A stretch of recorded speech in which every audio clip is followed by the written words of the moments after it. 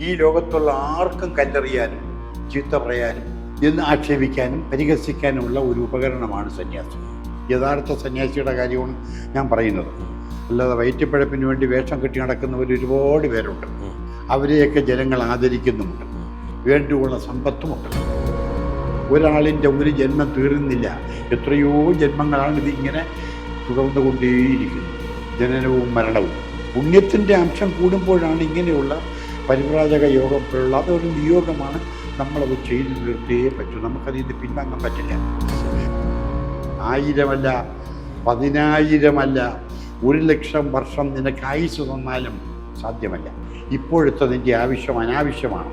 തിന്നുക, കുടിക്കുക, ഉണ്ണുക, ഉണ്ണികളെ സൃഷ്ടിക്കുക എന്ന ചില മതവിശ്വാസികളുടെ തത്വം പോലെ എങ്ങനെയെങ്കിലും ജീവിച്ചാൽ മതി, ക്ഷണികമായ സുഖം കിട്ടിയാൽ മതി. അങ്ങനെ ജീവിക്കുന്നവരും ഇരുകാലും മൃഗങ്ങളും തമ്മിൽ വലിയ വ്യത്യാസമൊന്നുമില്ല.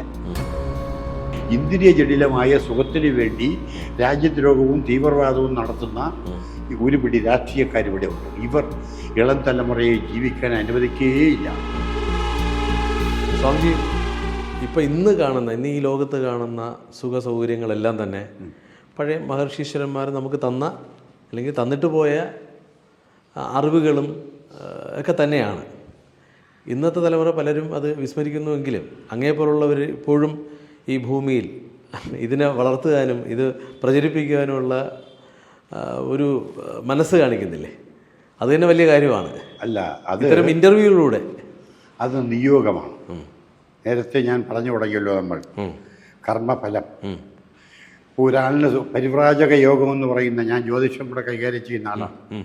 അതുകൊണ്ട് പറയാണ്, പരിവ്രാജക യോഗം ഒരുത്തന് കിട്ടണമെങ്കിൽ പൂർവ്വജന്മങ്ങളിൽ പുണ്യം ചെയ്യണം. ഇപ്പോൾ 9 പ്രാവശ്യം മനുഷ്യനായി ഒരു ജീവാത്മാവ് ശരീരം കൈവരിക്കുമെന്നാണ് പറയുന്നത്. തർക്കമുള്ള ഒരു വിഷയമാണത്. അങ്ങനെയില്ല, 7 പ്രാവശ്യമേ ഉള്ളൂ എന്നൊക്കെ പറയുന്നു. എന്തായാലും അവിടെ നിൽക്കട്ടെ. ഇപ്പോൾ 7ഓ 9ഓ നമുക്കെടുത്താലും ഈ 9 പ്രാവശ്യത്തെയും മനുഷ്യജന്മങ്ങളിൽ നിരന്തരമായി പുണ്യകർമ്മങ്ങൾ ചെയ്യുകയും ഈശ്വരാർപ്പണമായ കർമ്മങ്ങളിലൂടെ വ്യാപരിക്കുകയും സത്യാന്വേഷിയാകുകയും ചെയ്തിട്ടുള്ള ഒരുവന് മാത്രമേ സന്യാസയോഗം കിട്ടൂ. സന്യാസയോഗം കിട്ടുക എന്ന് പറഞ്ഞാൽ അങ്ങ് മനസ്സിലാക്കിക്കൊള്ളണം, അവനെപ്പോലെ ദുരിതം പിടിച്ചവൻ വേറെയില്ല. ഈ ലോകത്തുള്ള ആർക്കും കല്ലെറിയാനും ചീത്ത പറയാനും എന്ന് ആക്ഷേപിക്കാനും പരിഹസിക്കാനുമുള്ള ഒരു ഉപകരണമാണ് സന്യാസം. യഥാർത്ഥ സന്യാസിയുടെ കാര്യമാണ് ഞാൻ പറയുന്നത്. അല്ലാതെ വയറ്റിപ്പഴപ്പിന് വേണ്ടി വേഷം കെട്ടി നടക്കുന്നവർ ഒരുപാട് പേരുണ്ട്. അവരെയൊക്കെ ജനങ്ങൾ ആദരിക്കുന്നുമുണ്ട്. വേണ്ടുള്ള സമ്പത്തുമുണ്ട്. അതവിടെ നിൽക്കട്ടെ, അത് ഭൗതികമായ വിഷയം. നമ്മളെ സംബന്ധിക്കുന്നതേ അല്ല ആവശ്യമല്ല. അപ്പോൾ ആ പരിവ്രാജക യോഗം തന്ന് നമ്മളെ ഭൂമിയിലേക്ക് അയച്ചിരിക്കുന്നത് ഇതുപോലുള്ള കാര്യങ്ങൾ ചെയ്യാനാണ്. ഇത്തരം സത്യങ്ങൾ ജനങ്ങളിലേക്ക് എത്തിക്കുക. അതെ, പല പ്രാവശ്യവും എനിക്ക് കൈപിടിക്കാൻ നിവൃത്തിയില്ലാതെ ഈ കൊറോണ വന്നപ്പോൾ വളരെ ബുദ്ധിമുട്ടായ അവസരങ്ങളിലൊക്കെ ഞാൻ പലപ്പോഴും ആറ്റുകാലമ്മയെ കണ്ട് എൻ്റെ ദുഃഖം ഒന്ന് അവതരിപ്പിക്കാം. അമ്മ പരാശക്തിയാണല്ലോ, എന്നെ അനുഗ്രഹിച്ചിട്ടുള്ള അമ്മയാണല്ലോ എന്ന് വിചാരിച്ചിട്ട് പലപ്പോഴും ഞാൻ ആറ്റുകാൽ പോയിട്ടുണ്ട്. അവിടെ പോയി സാധാരണ നിലയിൽ തൊഴുവും, അമ്മയെ മോട്ടം തരണേ, ജ്ഞാനം തരണേ എന്ന് പറഞ്ഞിട്ട് തിരിച്ചു മടങ്ങിയിട്ടുണ്ട്. സത്യം പറയുകയാണ്, ഒരു പ്രാവശ്യം പോലും ഞാൻ എനിക്ക് ധനം തരണേ എന്ന് പറഞ്ഞ് അമ്മയോട് പ്രാർത്ഥിക്കാൻ എൻ്റെ മനസ്സ് അനുവദിച്ചിട്ടില്ല. അവിടെ ചെല്ലുമ്പോൾ ഞാൻ ഇതങ്ങ് മറക്കും. ധനത്തിൻ്റെ കാര്യം അങ്ങ് മറന്നു. ധനത്തിൻ്റെ കാര്യം മറന്നു പോകുന്നല്ല, ഈ വിഷപ്പും കാര്യങ്ങളും എല്ലാം മറക്കും, ധനത്തിൻ്റെ കാര്യവും മറക്കും. അതുകൊണ്ട് അതാണ് ഞാൻ പറഞ്ഞ നിയോഗമാണ്. അവൻ്റെ ഓരോരുത്തരുടെയും കർമ്മം മൂലം ഇംപ്രഷൻസ് ഓഫ് ഫോർമർ ബർത്ത് എന്ന് സ്വാമി വിവേകാനന്ദൻ പറഞ്ഞില്ലേ, പൂർവ്വജന്മങ്ങളുടെ വാസന. ആ വാസന അനുസരിച്ച് ഒരാൾ പ്രവർത്തിക്കൂ. അതുകൊണ്ടാണ് മഹത്തുക്കൾ പറയുന്നത്, ഒരാളിൻ്റെ ഒരു ജന്മം തീരുന്നില്ല. എത്രയോ ജന്മങ്ങളാണ് ഇതിങ്ങനെ തുടർന്നുകൊണ്ടേയിരിക്കുന്നു, ജനനവും മരണവും. അപ്പം പുണ്യത്തിൻ്റെ അംശം കൂടുമ്പോഴാണ് ഇങ്ങനെയുള്ള പരിവ്രാജക യോഗം പോലുള്ള അതൊരു നിയോഗമാണ്. നമ്മളത് ചെയ്തു തീർത്തേ പറ്റൂ. നമുക്കതിൽ നിന്ന് പിൻവാങ്ങാൻ പറ്റില്ല. ഭൗതികതയിലേക്ക് പോകാമെന്ന് വിചാരിച്ചാൽ പോലും ഈശ്വരശക്തി, നമ്മുടെ ഉപാസനാമൂർത്തി നമ്മെ അതിലേക്ക് തിരിച്ചുവിടില്ല. തീർച്ചയായും. ഭരദ്വാജ മുനി, അദ്ദേഹം ബ്രഹ്മാവിൻ്റെ പുത്രനായിരുന്നു. അതെ, ബ്രഹ്മാവിൻ്റെ മാനസപുത്രനായിരുന്നു അദ്ദേഹം. വർഷങ്ങളായി അദ്ദേഹം പിതാവിനെ കാണാൻ പോകാറില്ല.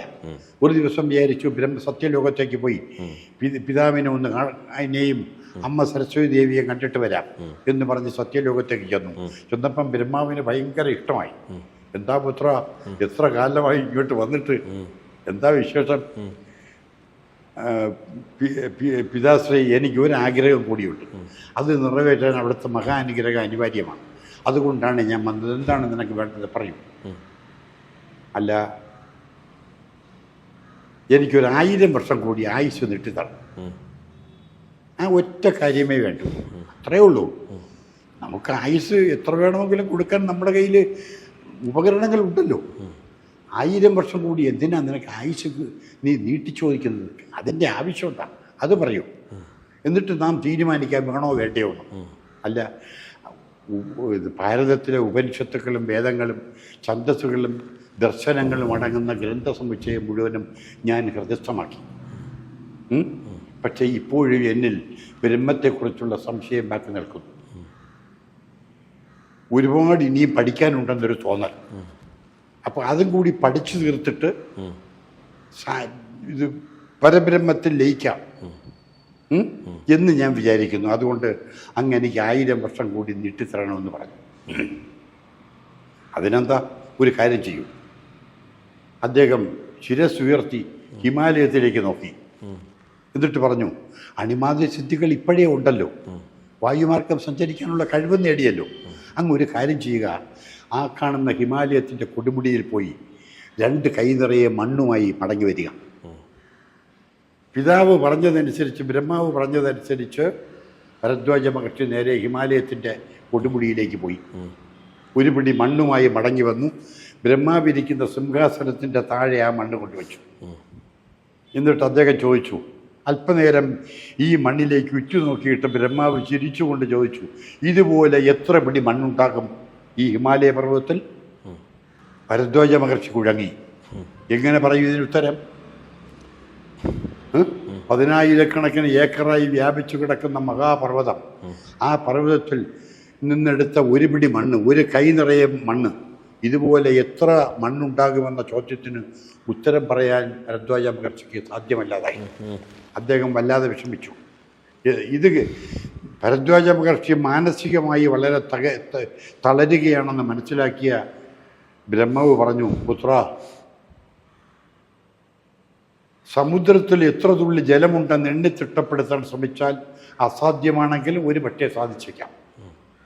സപ്തസാഗരങ്ങളുടെ തീരങ്ങളിലായി എത്ര മണൽത്തരികളുണ്ട് എന്ന് എണ്ണി തിട്ടപ്പെടുത്താൻ ഒരുവൻ ശ്രമിച്ചാൽ അതും സാധിച്ചേക്കാം. ആകാശത്ത് എത്ര താരകങ്ങളുണ്ടെന്നും ഓരോ താരകവും എത്ര പ്രാവശ്യം അത് മിന്നുന്നു എന്നും കണ്ടെത്താൻ ശ്രമിച്ചാൽ ഒരിക്കലും സാധിക്കില്ലെങ്കിലും അതും സാധിച്ചേക്കാം. പക്ഷേ പരബ്രഹ്മമെന്ന പ്രപഞ്ച സത്യത്തിൽ അധിഷ്ഠിതമായ പുരാണങ്ങളും ഇതിഹാസങ്ങളും ഛന്ദസ്സുകളും ദർശനങ്ങളും വേദങ്ങളും ഉപനിഷത്തുകളും അടങ്ങുന്ന ഗ്രന്ഥസമുച്ചയം മാത്രമല്ല, അതിലടങ്ങിയിരിക്കുന്ന തത്വങ്ങൾ ഗ്രഹിക്കാൻ 1000 അല്ല, 10,000 അല്ല, 1,00,000 വർഷം നിനക്ക് ആയുസ് തന്നാലും സാധ്യമല്ല. മാത്രമല്ല, നീ ഒരു ഋഷിയായി ജനിച്ച നിനക്ക് നേടേണ്ടതൊക്കെ നീ നേടിക്കഴിഞ്ഞു. ഇപ്പോഴത്തെ നിൻ്റെ ആവശ്യം അനാവശ്യമാണ്. അതുകൊണ്ട് എൻ്റെ പ്രിയപുത്രൻ സ്നേഹത്തോടെ സന്തോഷത്തോടെ മടങ്ങിപ്പറ്റുള്ളൂ എന്ന് പറഞ്ഞ് ബ്രഹ്മാവ് ഭരദ്വാജ മഹർഷിയെ മടക്കി അയക്കുകയാണ്. ഞാൻ പറഞ്ഞു വന്നത്, ഭാരതത്തിൻ്റെ മഹത്വം ബ്രഹ്മാവ് പറഞ്ഞതിൽ നിന്ന് അങ്ങേക്ക് മനസ്സിലായല്ലോ. സമുദ്രത്തിൽ എത്ര തുള്ളി ജലമുണ്ടെന്ന് എണ്ണം കഴിയില്ല, പക്ഷേ എന്നാലും കഴിയും ശ്രമിച്ചാൽ. അതിനേക്കാൾ അപാരമാണ് ഭാരതത്തിൻ്റെ ദർശനങ്ങൾ. അതാണ് ഞാൻ പറഞ്ഞത്, ഒരുത്തൻ ഏത് തത്വത്തിൻ്റെ ഏത് ദർശനത്തിൻ്റെ പിറകെ പോകുന്നു എന്നത് ആസ്പദമാക്കിയാണ് അവൻ്റെ ജീവിതം മുന്നേറുന്നത്. തിന്നുക, കുടിക്കുക, ഉണ്ണുക, ഉണ്ണികളെ സൃഷ്ടിക്കുക എന്ന ചില മതവിശ്വാസികളുടെ തത്വം പോലെ എങ്ങനെയെങ്കിലും ജീവിച്ചാൽ മതി, ക്ഷണികമായ സുഖം കിട്ടിയാൽ മതി എന്ന് അങ്ങനെ ജീവിക്കുന്നവരും ഇരുകാലും മൃഗങ്ങളും തമ്മിൽ വലിയ വ്യത്യാസമൊന്നുമില്ല. എനിക്ക് തത്വചിന്തകനായ അരിസ്റ്റോട്ടിൽ പറഞ്ഞില്ലേ, man is A rational animal എന്ന്. മനുഷ്യൻ ഒരു യുക്തിസഹജനായ മൃഗമാണ് മനുഷ്യൻ എന്ന് അരിസ്റ്റോട്ടിൽ പറഞ്ഞു. നമ്മൾ അങ്ങനെ ചിന്തിക്കുമ്പോൾ ഇവിടെയുള്ള കലിയുഗത്തിലെ മനുഷ്യനുള്ള അബദ്ധം അതാണ്. താൻ ആര്, താൻ എവിടെ നിന്ന് വന്നു, എന്തൊക്കെ നേടണം, തനിക്ക് അന്തിമമായിട്ട് താൻ അറ്റീൻ ചെയ്യേണ്ട, സ്വായത്തമാക്കേണ്ട സത്യം എന്താണെന്ന് അറിയുന്നില്ല. അതിൻ്റെ കാരണമാണ് ഞാൻ പറഞ്ഞത്, ഇന്ദ്രിയ ജടിലമായ സുഖത്തിന് വേണ്ടി രാജ്യദ്രോഹവും തീവ്രവാദവും നടത്തുന്ന ഒരു പിടി രാഷ്ട്രീയക്കാരിവിടെ ഉണ്ട്. ഇവർ ഇളം തലമുറയെ ജീവിക്കാൻ അനുവദിക്കുകയില്ല. ഇവിടെ നിന്ന് എല്ലാവരും അടിച്ചോട്ടിച്ചോണ്ടിരിക്കുകയാണ്. ഇവർ അരാജകത്വമാണ് അവരുടെ മുദ്രാവാക്യം. തൊഴിലില്ല. ഇപ്പോൾ ഒരു തൊഴിൽ തുടങ്ങാൻ പോയി കഴിഞ്ഞാൽ യൂണിയൻ പ്രശ്നം, അതെ, സർക്കാരിൻ്റെ സംവിധാനങ്ങളൊക്കെ പ്രശ്നങ്ങളായിരിക്കും.